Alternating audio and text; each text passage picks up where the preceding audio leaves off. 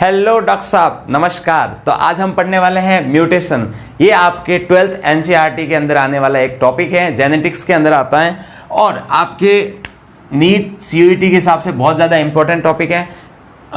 काफ़ी सारा क्वेश्चन इसमें से पूछते हैं। जो सबसे पहले जो आपको म्यूटेशन के बारे में पता होना चाहिए कि क्या होता है म्यूटेशन। म्यूटेशन होता है सडन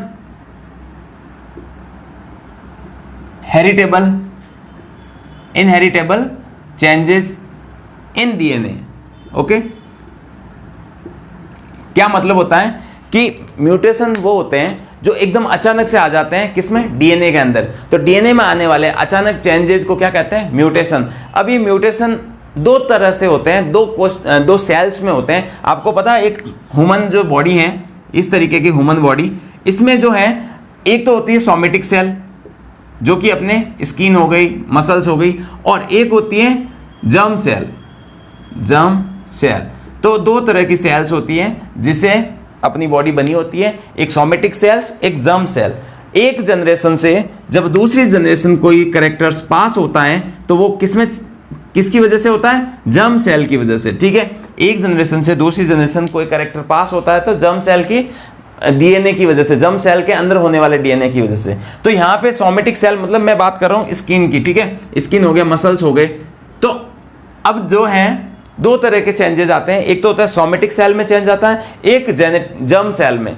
अब जर्म सेल में जो चेंज आता है वो अगली जनरेशन में जाता है, और सोमेटिक सेल के डीएनए में जो चेंजेस आता है वो उसकी डॉटर सेल में जाता है। जैसे कि ये कोई स्किन की एक सेल है, इस सेल के अंदर ये न्यूक्लियस और इसके अंदर ये डीएनए, इस डीएनए में जो चेंज आया इसकी दो डॉटर सेल बनी है।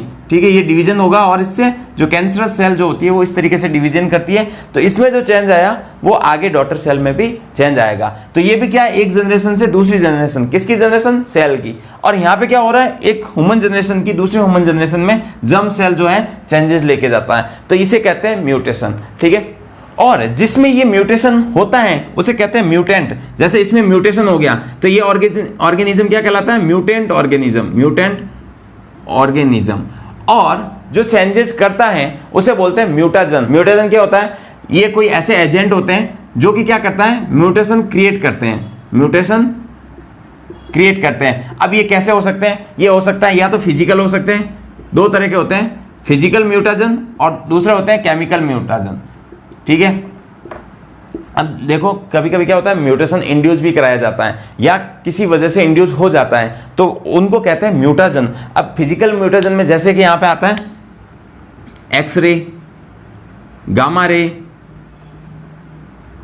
अल्फा पार्टिकल, ठीक है, यूवी लाइट कह सकते हैं, यूवी रे कह सकते हैं। ठीक है, ये जो है ये फिजिकल म्यूटाजन है। इसके अंदर ये आयोनाइजिंग, ये नॉन आयोनाइजिंग, इतना डिटेल में नहीं जानना, बस इतना समझना कि फिजिकल में ये जो रेज होती है, एक्सरे, गामा रे जो भी है वो सब फिजिकल के अंदर। केमिकल में मतलब कुछ केमिकल्स होते हैं जिसकी वजह से म्यूटेशन क्रिएट हो जाते हैं। जैसे ईएमएस क्या होता है? इसका मतलब इथाइल मिथाइल सल्फेट। दूसरा है मस्टर्ड गैस, तो ये कुछ केमिकल हैं जिसकी वजह से म्यूटेशन क्रिएट होता है, जिसे म्यूटाजन कहते हैं। अब ये केमिकल और फिजिकल दो तरह के म्यूटेशन होते हैं, ये बस आपको याद रखना है। इसके बाद पढ़ेंगे म्यूटेशन कितने टाइप्स के होते हैं, कौन कौन से म्यूटेशन होते हैं, जो आपके लिए बहुत ज़्यादा इंपॉर्टेंट है। Types of mutation. अब म्यूटेशन कितने टाइप्स के होते हैं? सबसे पहले जो है वो देखो दो तरह से म्यूटेशन हो सकता है, एक तो क्रोमोसोम के अंदर म्यूटेशन होता है और दूसरा जीन के अंदर म्यूटेशन होता है। अब सबसे पहले जो है जीन म्यूटेशन में मतलब जो जीन के अंदर म्यूटेशन होता है, और क्रोमोसोमल म्यूटेशन मतलब जो क्रोमोसोम के अंदर म्यूटेशन होता है, क्रोमोसोमल म्यूटेशन। अब इसके बाद आपको याद रखना ये जो जीन म्यूटेशन है ये दो टाइप्स के होते हैं। ठीक है, एक तो होता है पॉइंट म्यूटेशन और एक होता है फ्रेम शिफ्ट म्यूटेशन।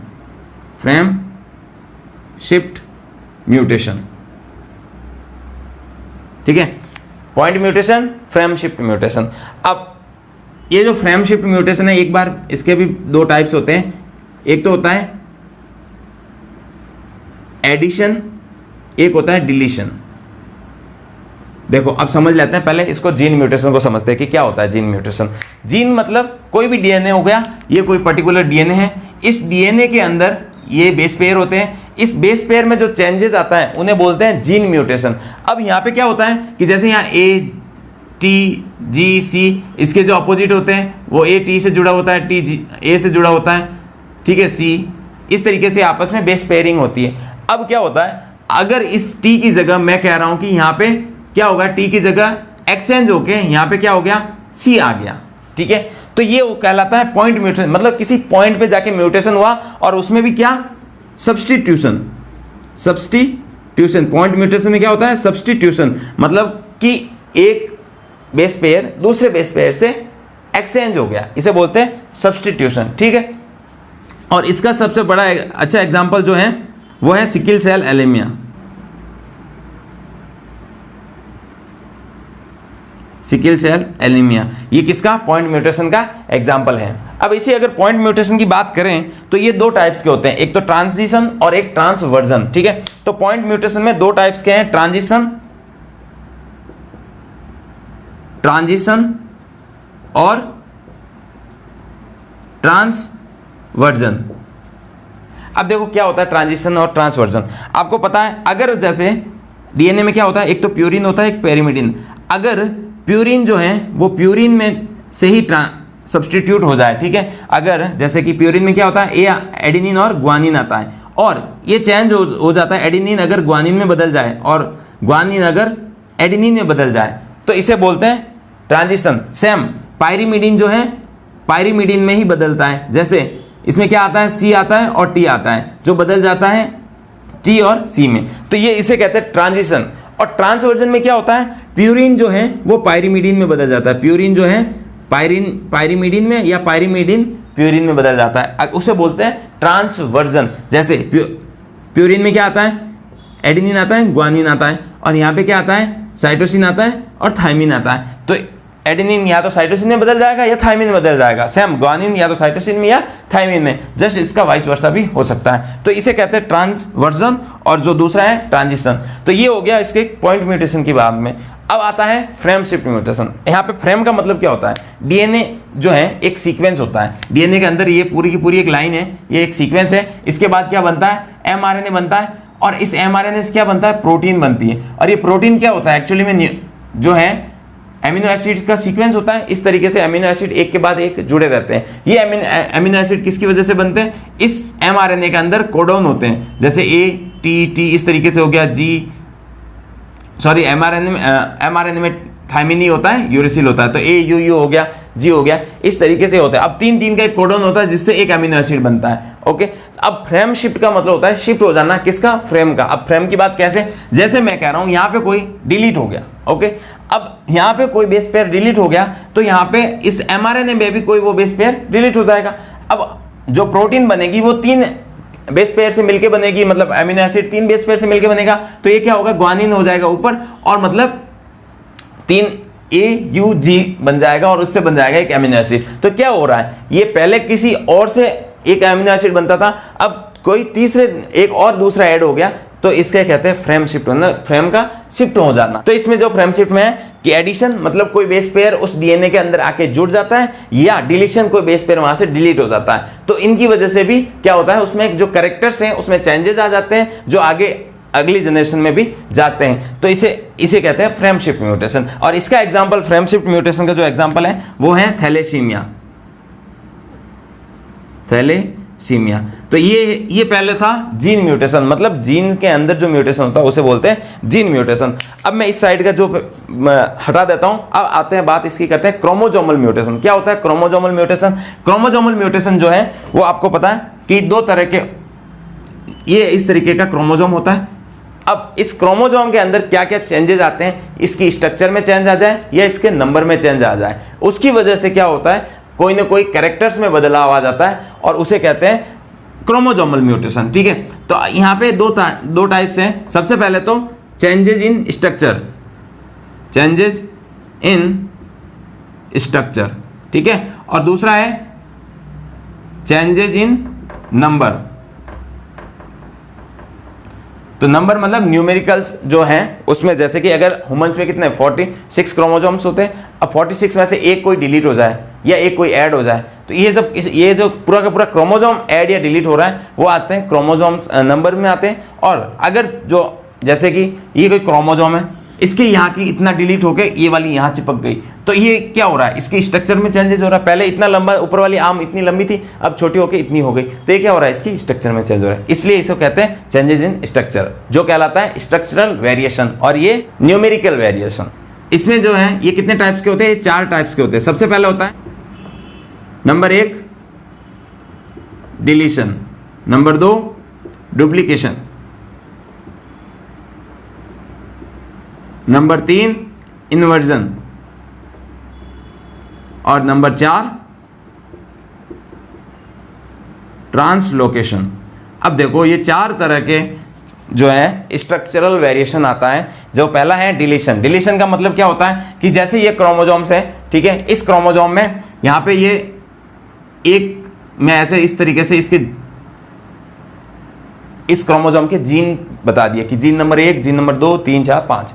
अब इसमें क्या होता है, आगे जो क्या होगा, ये क्रोमोसोम जो है बदल जाएगा, और यहां से मैं 2 नंबर का जैसे डिलीट हो गया, और 3, 4 और 5 एज इट इज है, तो यहाँ पे क्या हो रहा है, 2 नंबर वाला डिलीट हो गया, इसे बोलते हैं डिलीशन। ऐसे ही आ जाता है एडिशन। अब ये सेम चीज है, बस यहाँ पे क्या हो रहा है, दो नंबर वाला जीन जो है 2 बार आ गया, तो 1, 2, 2, फिर 3, 4, 5, तो ये क्या हो रहा है, इसने ऐड हो रहा है, तो इसे बोलते हैं डुप्लीकेशन। जो है डुप्लीकेट हो जाता है, कोई भी एक जीन डुप्लीकेट हो जाता है। इसी तरीके से इन्वर्जन। अब इन्वर्जन में क्या होता है कि जैसे ये सेम क्रोमोसोम है, बस इसमें क्या हो जाएगा कि इन्वर्ट हो जाएगा, जैसे 1, 2, 3, 4, 5 ये सीक्वेंस है। अब क्या होगा, 2, 1, 3, 4, 5 इस तरीके से जीन का सीक्वेंस आ जाएगा। मतलब क्या हुआ, ये यहां से यहां आ गया, यह यहां से यहां आ गया, तो ये क्या हुआ, इन्वर्ट हो गया, ठीक है। अब दूसरी लास्ट जो है ट्रांसलोकेशन, जो कि यहां से क्वेश्चन पूछ सकते हैं कि ट्रांसलोकेशन में क्या होता है। ट्रांसलोकेशन में याद रखना ये होता है नॉन होमोलोगस, याद रखना नॉन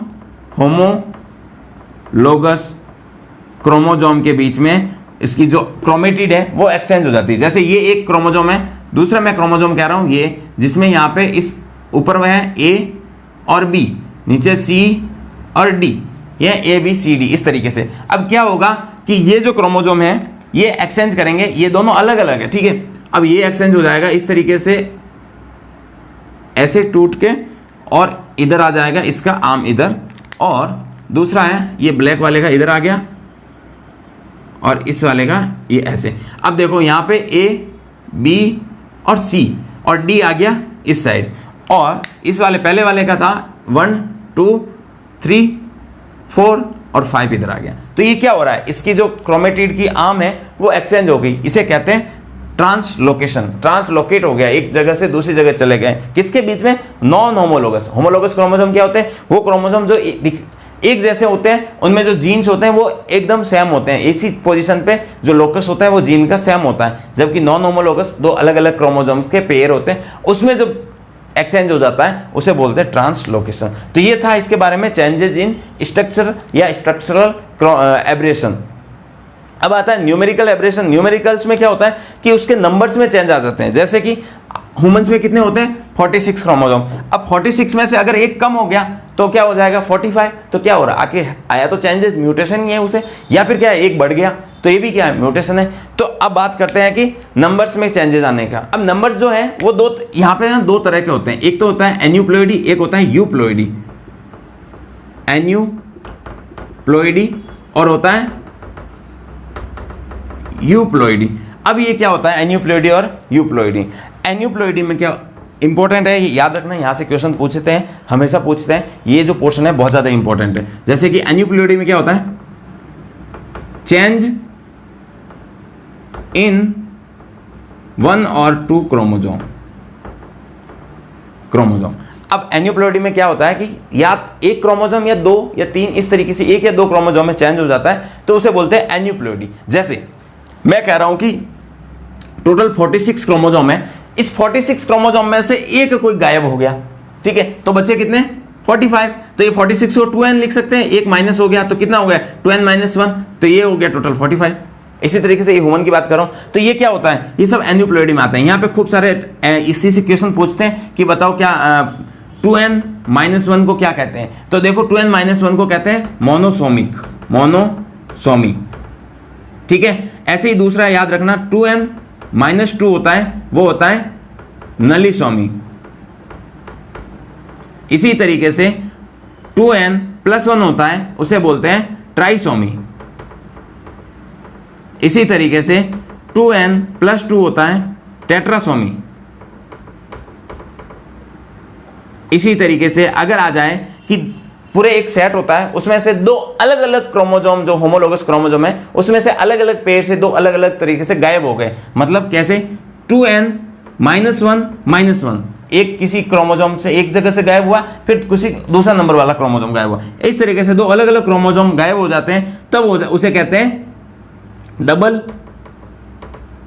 डबल मोनोसोमी। ठीक है, इसी तरीके से और भी हो सकता है 2n+1+1, मतलब इसे क्या कहते हैं? Double trisomy. तो इस तरीके से यहां पे monosomy, nullisomy, trisomy, tetrasomy, double monosomy, double tris, ये आप इस तरीके से कर सकते हो। यहां से बहुत सारे क्वेश्चन पूछते हैं, मोस्टली यहीं से पूछते हैं कि कहां से क्वेश्चन, इसका कंडीशन कौन सी होती है, ये वाली कंडीशन कौन सी होती है, तो ये आपको याद होना चाहिए। और ये किसका एग्जांपल है? एन्यूप्लॉइडी, जो कि किसकी वजह से होता है? क्रोमोसोम के नंबर्स में चेंज होने की वजह से होता है। ठीक है, अब आता है यूप्लॉइडी। यूप्लॉइडी का मतलब होता है कि इसमें जो है जो चेंजेस होता है पूरा का पूरा क्रोमोसोम के सेट में चेंजेस आ जाता है। ठीक है, तो यहां एक चीज याद रखना, चेंजेस इन क्रोमोसोम सेट। ठीक है, चेंजेस इन क्रोमोसोम सेट। जैसे कि मैं कह रहा हूं कि ये जो 2n है, 2n मतलब 46 क्रोमोसोम है, ये कैसे रहते हैं?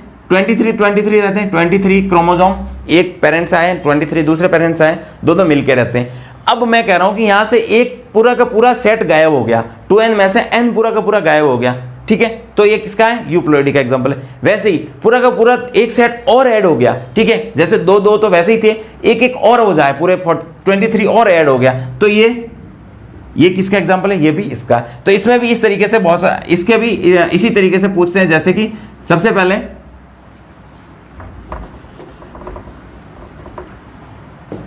पहले जो है, जैसे कि 2n है, उसमें से पूरा का पूरा n गायब हो गया, तो बचा क्या? सिर्फ n बचा। ठीक है, तो इसे बोलते हैं हैप्लॉइड। इसी तरीके से 2n में से अगर प्लस कर दूं n, दो है, दो तो ऑलरेडी है, प्लस एक पूरा का पूरा और सेट जोड़ दिया। ठीक है, तो वो क्या हो जाएगा? ट्रिप्लॉइड। ऐसे ही 2n+2n। ठीक है, दो सेट तो ऑलरेडी थे, दो और आ गए, तो ये क्या हो गया? टेट्राप्लॉइड। दो और दो 4 हो गए, 4 को बोलते हैं टेट्रा, तो टेट्राप्लॉइड। इसी तरीके से ये और ऐड होते जाते हैं। 2n मतलब कितने भी आप जोड़ सकते हो, उसी हिसाब से क्या कहते हैं, हैप्लॉइड, ट्राइप्लॉइड, टेट्राप्लॉइड आप बना सकते हो। तो इस तरीके से ये टोटल आपके जो है क्या होता है? म्यूटेशंस। ये जो है म्यूटेशन के टाइप आपको याद रखना है। म्यूटेशन 2 टाइप्स के होते हैं। ठीक है, म्यूटेशन 2 टाइप्स के होते हैं। सबसे पहले जीन म्यूटेशन, जो कि डीएनए के अंदर होता है, जीन के अंदर होता है। दूसरा क्रोमोसोमल म्यूटेशन, जो कि क्रोमोसोम में चेंजेस आता है। अब जीन म्यूटेशन है, जीन म्यूटेशन में याद रखना, एक तो होता है पॉइंट म्यूटेशन, एक होता है frame shift mutation. Point mutation में क्या होता है कि कोई पर्टिकुलर एक नाइट्रोजीनियस बेस जो कि या तो ऐड हो जाता है या मतलब सब्स्टिट्यूट हो जाता है, कोई दूसरे में से बदल जाता है, तो वो होता है पॉइंट म्यूटेशन। उसमें क्या होता है, या तो एडेनिन से बदलेगा, या थाइमिन से, या साइटोसिन उसे बोलेंगे ट्रांजिशंस, मतलब प्यूरिन के साथ होगा, या पिरिमिडिन के साथ। इसी तरीके से ट्रांसवर्सन में क्या होता है कि प्यूरिन पिरिमिडिन से बदल जाता है, पिरिमिडिन प्यूरिन से बदल जाता है, तो इसे बोलते हैं ट्रांसवर्सन। तो ये जो है वो पॉइंट म्यूटेशन, इसका अच्छा एग्जांपल है सिकल सेल एनीमिया। ठीक है, सिकल सेल एनीमिया में क्या होता है कि एक बेस की वजह से पूरा का पूरा जो है एमिनो एसिड्स जो हैं वो बदल जाते हैं। यहाँ पे क्या है, जो ग्लूटामिक एसिड है वो वैलिन से कन्वर्ट हो जाता है, तो इसकी वजह से क्या सिकल सेल एनीमिया हो जाता है। सेम फ्रेम शिफ्ट म्यूटेशन, जिसमें क्या होता है फ्रेम के अंदर चेंज आ जाता है। आपको पता है कि कोडोन जो होते हैं वो 3-3 के अकॉर्डिंग चलते हैं। अगर बीच में से कोई गायब होगा तो अगले वाला आगे आके 3-3 बना देगा। तो यहाँ पे क्या है, या तो कोई न्यूक्लियोटाइड ऐड हो सकता है या कोई न्यूक्लियोटाइड वहां से गायब होगा। दोनों कंडीशन में क्या होगा, वो जो पूरी फ्रेम है वो बदल जाएगी। उसकी वजह से एमिनो एसिड बदल जाएंगे, एमिनो एसिड बदलेंगे तो पूरी प्रोटीन बदल जाएगी। और आपको पता है कि पूरे के पूरे जो कैरेक्टर्स है वो प्रोटीन की वजह से होता है, तो इसकी वजह से क्या होता है, म्यूटेशन हो जाता है। अब आता है क्रोमोसोमल की बात। क्रोमोसोमल में दो तरह के क्रोमोसोमल चेंजेस, स्ट्रक्चर में और क्रोमोसोमल के नंबर में चेंज आ जाएगा। स्ट्रक्चर में 4 तरह के, डिलीशन मतलब कोई क्रोमोसोम का पार्ट डिलीट हो गया, डुप्लीकेशन क्रोमोसोम का कोई पार्ट डुप्लीकेट हो गया, इन्वर्जन क्रोमोसोम जो जीन्स का सीक्वेंस है वो पूरे इन्वर्ट हो गए, या फिर ट्रांसलोकेशन, 2 होमोलोगस क्रोमोसोम के बीच में उसकी आर्म्स जो है एक्सचेंज हो गई, उसे कहते हैं ट्रांसलोकेशन। ये 4 तरीके के होते हैं। फिर चेंज इन नंबर में 2 तरह के, एन्यूप्लॉइडी और यूप्लॉइडी। एन्यूप्लॉइडी क्या होता है, जो कि क्रोमोसोम्स के क्या कहते हैं, 1 या 2 क्रोमोसोम गायब होते हैं या ऐड होते हैं, उसे बोलते हैं एन्यूप्लॉइडी। यूप्लॉइडी जो कि क्रोमोसोम के पूरे सेट में चेंजेस आ जाता है, ठीक है। अब जो क्रोमोसोम के 1 या 2 क्रोमोसोम की वजह से क्या होता है, मोनोसोमी, नलीसोमी, ट्राइसोमी, टेट्रासोमी, ये सब कंडीशन जो है वो एन्यूप्लॉइडी की हैं, और ये 1 या 2 क्रोमोसोम गायब होने या ऐड होने की वजह से होता है। जबकि पूरा का पूरा सेट ऐड या गायब हो जाए तो उसे यूप्लॉइडी कहते हैं। और इसके जैसे कि हैप्लॉइड, डिप्लॉइड, टेट्राप्लॉइड, ये जो है वो कंडीशन जो है यूप्लॉइडी की कहलाती है, ठीक है। तो ये पूरा का पूरा आपका म्यूटेशन के बारे में, इसको आई होप आपको समझ में आ गया होगा। कोई आपको इसके रिलेटेड कोई डाउट है आप कमेंट बॉक्स में बताइए, मैं पूरी कोशिश करूंगा आपको उस डाउट का सॉल्व करने की। और अपने साथियों के बीच में शेयर करिए, हमारे इस चैनल का सपोर्ट करिए। धन्यवाद।